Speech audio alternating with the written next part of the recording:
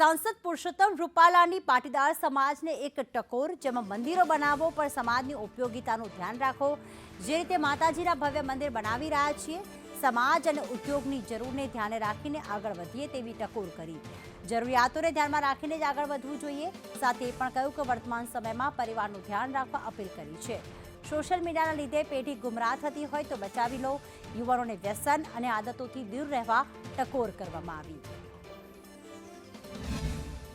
વડીલોને, માતાઓને, બહેનોને, ભાઈઓને, યુવાનોને મારી બે હાથ જોડીને નમ્ર વિનંતી છે, વર્તમાન સમયની અંદર પરિવારનું ધ્યાન રાખો, યુવા પેઢીના ઘડવામાં થોડોક સમય આપો, બાળકોની અંદર સંસ્કારને ઉતારવા માટેના પ્રયાસો કરો, કુટુંબ ભાવનાની જાળવણી માટેની ચિંતા કરો અને બજારમાં અને વાયુમંડળની અંદર જે સોશિયલ મીડિયાના આક્રમણને કારણે યુવા પેઢી ગુમરાહ થતી હોય એ પ્રકારના જનજીવન વચ્ચેથી આપણે પસાર થઈ રહ્યા છીએ અને આ બધી આંધીઓ વિશ્વભરમાં ચાલે છે, એનાથી આપણે અછૂતા રહી શકવાના નથી।